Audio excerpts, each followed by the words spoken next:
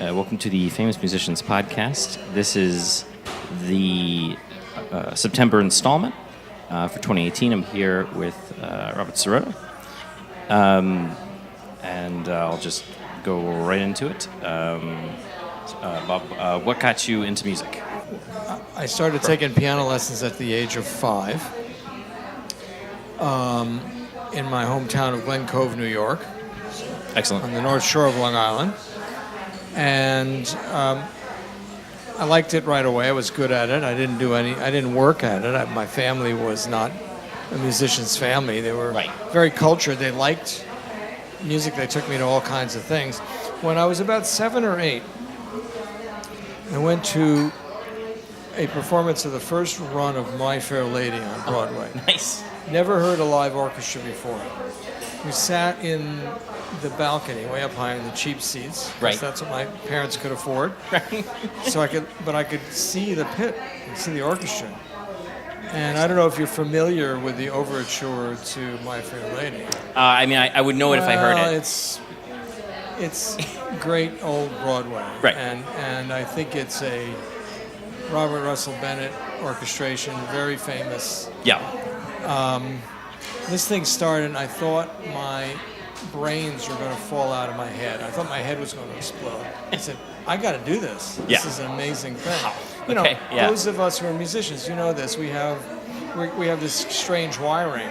Right. It's like a drug. Yeah. So that was the first time I really got that hit, and I remember my father poking me every once in a while and saying, whatever's going on stage, listen to this. I am now almost 69 years old, and I remember that performance. Right. I remember lots of things about it. I remember the stage carousels that went around. I remember, what's his name? Stanley Holloway, who was the great music hall singer, played Eliza Doolittle's father. Oh, right. It would be Rex Harrison in the movie or whatever. No. He played the father, the old man. Okay. And he's also in the movie, I believe. He's just an amazing character. Yeah. And back then they didn't use microphones. Right. They didn't need microphones. It would just be they just sang to the back of the hall. Right. I mean, it was an incredible thing. Right. So then I didn't know what I wanted to do with it. Right. So jump quickly to freshman year in high school. And the guy 2 doors down from me where I lived we wrote a musical. Mm-hmm. And it got produced at the high school. It was the senior play, and I was the shortest boy in my high school class. Mm-hmm. I was the second shortest person in my high school class. But all of a sudden I was popular and I had girlfriends, and I thought, this music. Composing, right. That's the thing. Yeah. So that's how it started. Okay. Fantastic. All right. It's sort of rooted in like classic Broadway. It's rooted, yes. Yeah. It's rooted in the lyric theater. Yeah. You call it what you want, opera, right. Lyric theater. And it took me years to return to that and understand that that's what my passion really was. Right. Because I got, what was considered a very good academic education. Right. Which almost completely killed in me the desire to write anything. Right. I was researching other interviews you've done. Is it called a constructivist? Was the style? Actually, I stole that term from the Soviet Union. I stole that term from the Stalinist era. Okay. They accused. Don't get me wrong. I'm not against any kind of music. Right. I'm certainly not against second Viennese music or anything else. Right. But what I was against was the orthodoxy and the politicization of composing. Right. That is, when you were in the 60s and 70s when I was going to school, there was a certain school of academic thought which was just the opposite of the Soviet Union. In the Soviet Union, if you weren't writing tonal music that appealed to the entire populace, you were out of the composers union. Right. Here, if you weren't writing very obtuse atonal music, you were not given tenure. Right. Now, that's 50 years ago. That isn't anymore. But that happened to me at a very, and to many of my colleagues, at a very formative time in my composing life.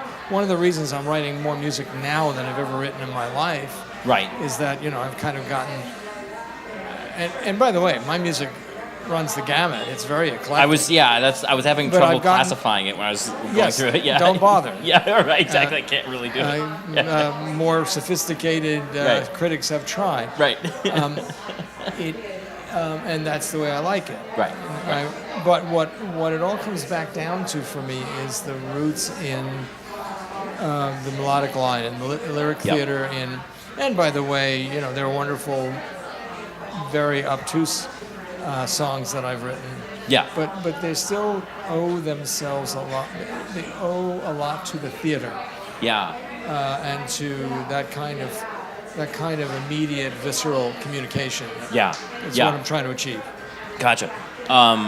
What would you credit as your 3 biggest influences? That's hard to say.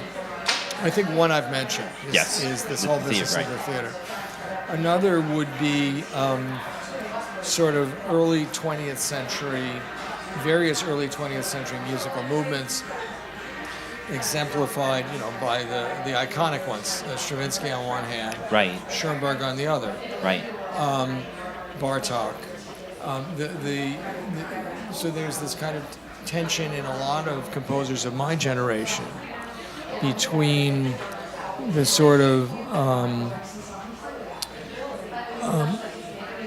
I don't like to use the word intellectualized, but the sort of internalized music Right. of Eastern Europe, Right. and the more theatrical and light-filled music, if you will, of Western Europe, and also, well, if you think about Stravinsky, he has both influences. He's a Russian who studied in Paris, Right. or worked in Paris. But then there are people like, I don't like to limit it to 3. Then there are people like Copland and Bernstein, Right. because there's a very strong American Right. sort of Right. obsession in a lot of my music. Yeah. I love Christian hymnody, for example, Right. and I'm kind of always troping on that stuff. Yeah. I'm married to an Episcopal priest, Yes. and I live in a rectory, so but I'm a Jewish boy from Long Island who converted. So there's a lot of different stuff going on Yeah. there. Yeah. Cool. All right. Yeah. Are you frustrated with the ephemeral nature of live performance, or do you feel satisfied as an artist with something that might never be captured in a recorded medium? Well, I'm not frustrated. I think you mentioned to me in a previous conversation that I said something to you about relationships, Yes. or I say something to students when students came into any school that I was working in, Right. and I was running the school. I got a shot at sort of talking to all of them, and I used to say this thing: look to your left and look to your right. I'd say, try not to piss these people off, because you're going to spend the rest of your life with them. Right. And that your career has started now. And that's not a cynical thing. I mean, I think that art is relational and relationships, and particularly collaborative art like music. Right. Joe, you're a pianist. Yes. So you spend a lot of time by yourself. Yes. But even pianists don't really accomplish much by themselves unless they're Right. In relation to That's right. another individual. Yeah, right. Or whatever. So to me, actually, the ephemeral thing, the relationship thing, is almost more important than capturing That was what I was the music itself. driving at. Yeah. And that I am now fortunate enough to work with a rather large group, an expanding group of musicians, young and old, who know my music, have a sense of my language. Right. And every time they perform it, it's different. Right. And they bring more to it than I actually compose. Yeah. And then, you make recordings, and the recordings are kind of like, they capture a moment, they're archival, they allow more and more people to hear your music. I mean, all of that is great, but it's not an either-or thing with me at all. It's both and. Right. And I think if I had the choice, I would give up if I had to choose, I'd give up the recordings, not the live stuff. Right. Where is the truth? Well, I don't know if there is a truth. What's cool is art is thinking of art as a device, as a means towards an end. And what's Right. the end? The end is sort of communion with a larger group of Right. Okay. of souls. Yeah. And when it works, it's amazing. Yeah. It affects everything in your life. It affects where you live, what you eat, who you talk to, Right. what you're looking at, what your house looks like. Yeah. Whether you feel sympathy towards and empathy towards other people. Right. Those are the things that make it valuable, Yes. Yeah. in my opinion. Right. So Right. and important, and if you and that transcends style and age and language and everything. And which comes up to something like an important corollary to that is, does it seem like the idea of like art for art's sake or art as catharsis, should it be more than that, and should all art in some way be towards some end, or does it matter? Well, I don't know if it should be towards some end. I think the artist could be an end in itself, Right. but I do think that a work of art has a meaning beyond itself. I'm not one of these new criticism guys who says that the work of art sort of drops from heaven somehow, Right. and is an artifact all by itself. Everything to me is contextual. Right. There's this whole obsession, at least in the 20th century, with originality, for example, which came out of that. And I think a lot of originality is really not originality, it's novelty, it's something kind of new and shiny. Right. But for me, and I've said this many times, originality is sort of imperfect memory. Right. You're trying to steal, but you can't remember what you're stealing exactly, and it gets filtered through your own consciousness and made into something else. Right. And sometimes that something else is more interesting, and sometimes it's less interesting. Right. But Right. that's the best you can do. Right. Right. Exactly. Fabulous. Okay. Following the success being credited as an arranger for Neil Simon, do you see future collaborations being as musically satisfying as your more, this might be trite to say, avant-garde body of work? Well, it's interesting because so I was approached through actually my daughter, who is in a group called Y Music, which was beginning to back up Paul Simon. Right. And it kind of fell out of the sky, in other words. And I found out that this is actually in some ways a very avant-garde musician, Paul Simon. Yeah. He's Just with the way he works, he's done in past albums, stuff like that. well, also the way he works with words. Oh, okay. I made 3 arrangements for him. The one that's really caught fire is one called a song that he wrote in the 80s called Renee and Georgette Magritte with their dog after the war. I heard you. Yeah. And this, the lyrics of this thing are incredibly evocative, but he has said himself that he doesn't know exactly what they mean. And I had a very long conversation with him before I did this Yeah. arrangement. And what I discovered really is that when you're working with a real artist, it doesn't matter what their milieu is. Yeah. It sort of transcends. He doesn't need to apologize for being. It's like crazy popular. Right. He's a profound artist, but Yeah. a lot of people get him. Right. Exactly. Yeah. What a tragedy, right? Right. That he's not sold out. obscure. He's not, right. Holy crap. in this niche. So Right, yeah.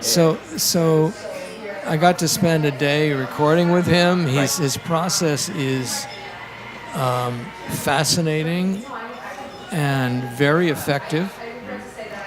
And the answer is that it was the most instructive thing even later in my life to realize that there isn't really this kind of music and that kind of music. Right. And that almost everything I compose is, in a sense, an arrangement of my idea. Right. Exactly. What is it? I was just other than taking that? his idea, and it happened. So Right. happened that we were compatible enough so that what I was doing was useful to him. Yeah. Man, I'd do that again in a heartbeat. Right. and it does affect. What it does is it frees my mind. You know, my mind still is cluttered with all of these do's and don'ts from a very strict musical upbringing. Right. Yeah. Mind your P's and Q's. And Yeah. Whatever. And you know, I'm good enough now, so I really don't have to worry about all that. Right. So that's the answer to the question. Yeah, so, exactly. So if I'm writing, you know, a string quartet, it will be informed by this experience, just like everything else I do is informed by it. This reminds me of I think it was a Frank Zappa idea of conceptual continuity or something like Yeah. everything you've done informs everything Yeah. else. Now, the other thing is he's going to be 77 next month in October. Right. We have the same birthday, by the way. I'm going to be 69. It's unbelievable. Okay. And what I realized was when I was in high school, I wanted to be him. Right. But when I went to, you know, fancy music school, then I got other ideas. Right. So this is like bucket list stuff for me. Right. You know. Yeah. It's amazing. Yeah. Unbelievable. Yeah. Okay. Let's see. Give me a second here. Oh yeah.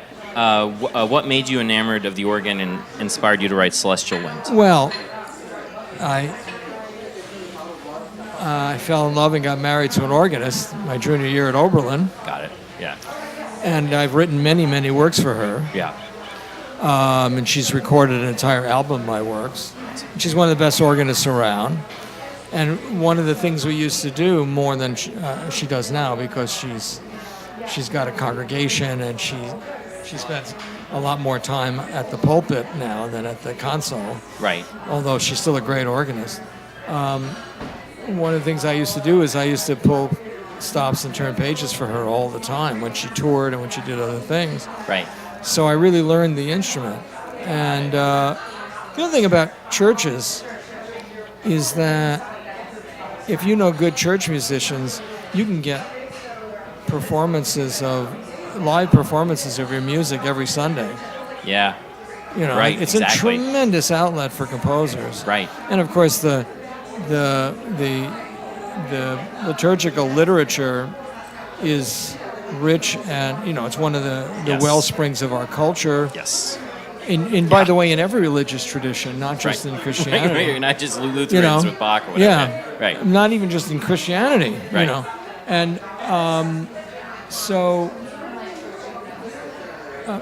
the problem with people writing for organ is they say, I'm going to write a piece for organ, and it's a contraption, so they don't really know how to use it. So they write a piece and it's not very good, and then they don't write another one. Right. You know, it wasn't until my third or fourth organ piece that I wrote one that I thought worked. Right. So my advice to all composers out there is don't stop at the first piece, because it won't be, you know, it'll be like, oh, what does this thing do? You know? You know, what does this sound like? Right. You know? Right.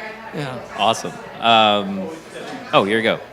Spending your many years as an administrator, particularly being an administrator at art schools and dealing with very strong egos, what were tricks you developed to deal with enormous personalities effectively? I think the most important thing is patience. Yeah. Which I didn't have when I started. I would get very agitated when people didn't do what they were supposed to do, or more to the point, they didn't do what I thought they were supposed to do.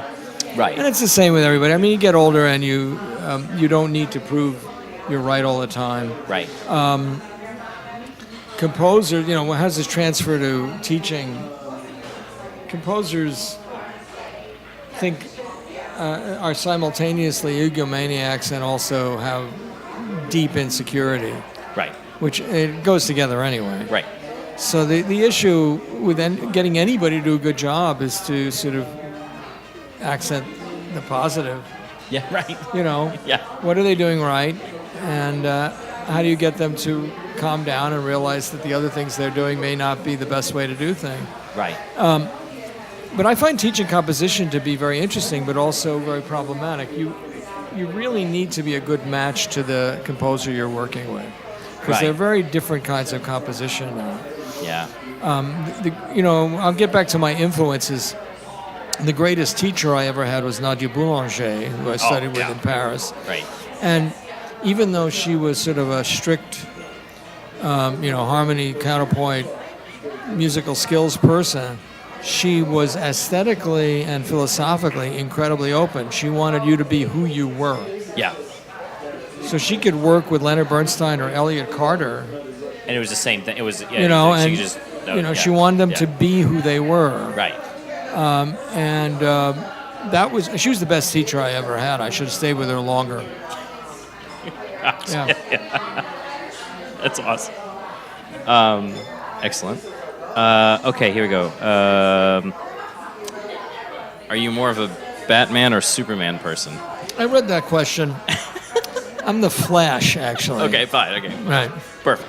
That's Right. succinct. I move quickly. Yeah. Okay. Knowing that people who play video games become engrossed in the minutiae of the game, can you conceive of a possibility of composing music for a video game which is as serious and through composed as something you would write for the Chiara Quartet, but subtle enough to allow you to focus on the game? You know, that's the one question I don't know how to answer. Yeah. And it's not some sort of essential prejudice against video games. Right. It's just that I know absolutely nothing about them. Okay. I've never in my life. No, I once played a video game. Right. And the problem I have with video games is that I have many good qualities, but my eyesight is terrible. So large moving objects and small moving objects on a flat screen defeat me. You know? So I could generalize in the question. Right. And to say, writing music for new media, for video presentations, for other things, I could see myself doing that. Right. The problem with video games, as I understand them, is they're multivalent, and one choice leads to several different options. Right. And I don't write music that's not predeterminate. Right. Okay. So write. This is a serious answer, actually. Right. No. To write a series of fragments. Right. That would actually form alternative structures.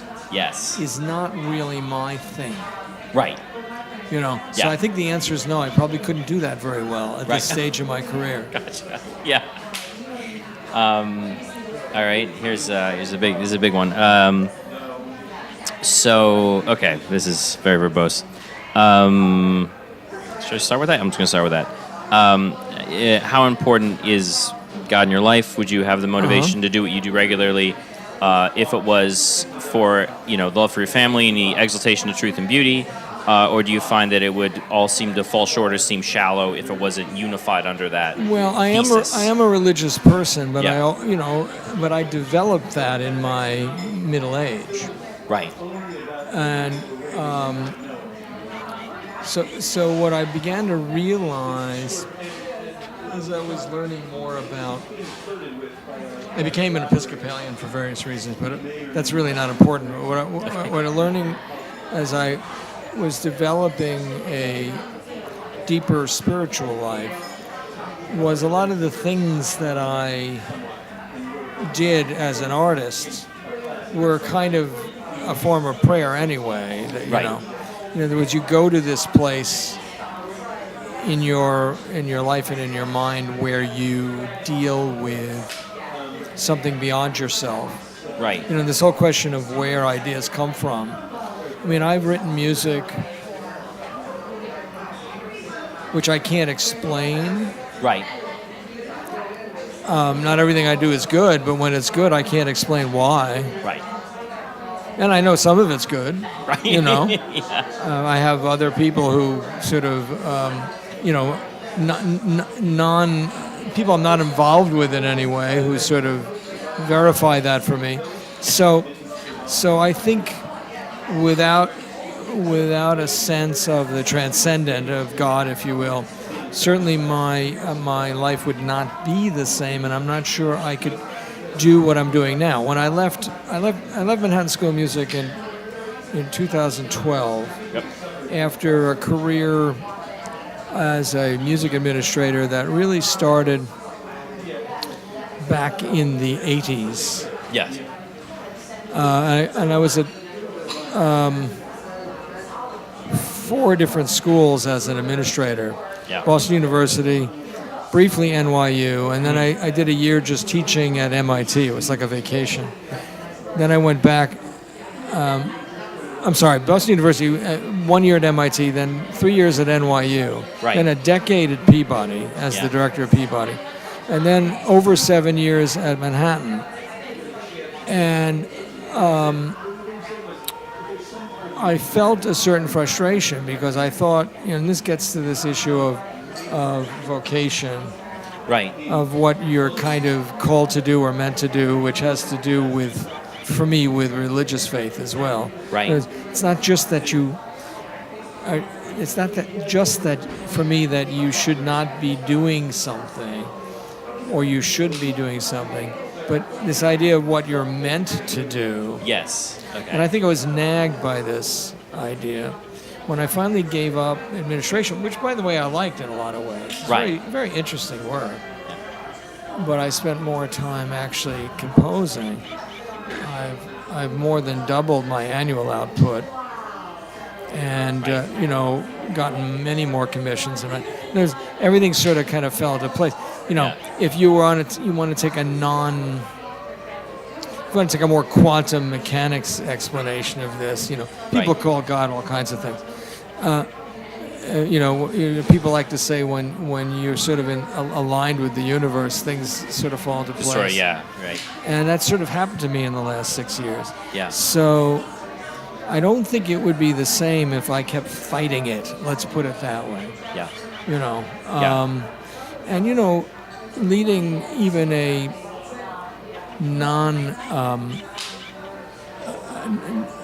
non-obsessive religious life is very energy and time consuming.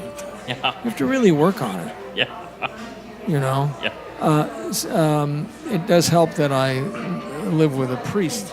Right. Yeah. But that also could be a disadvantage, Yeah. if I was pushing against it all the time. Right. Right. Of And course. she's a very spiritual and remarkable person, so I have a good example right in the house. Right. You can be a religious person without being a total asshole. and pressing your beliefs upon everybody around you. Right. And so I don't talk about it all the time. Right. But it is very important to me. Yeah.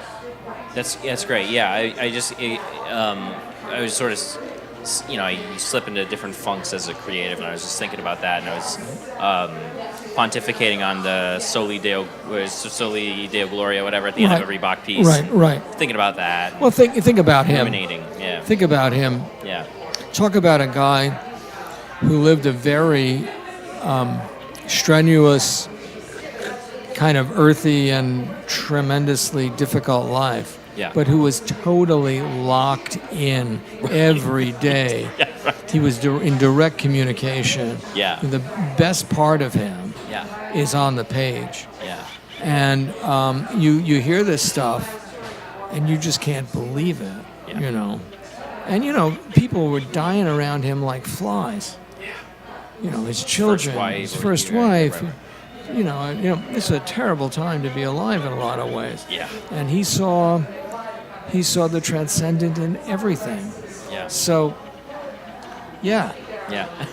I mean, that's a pretty good deal. Yeah.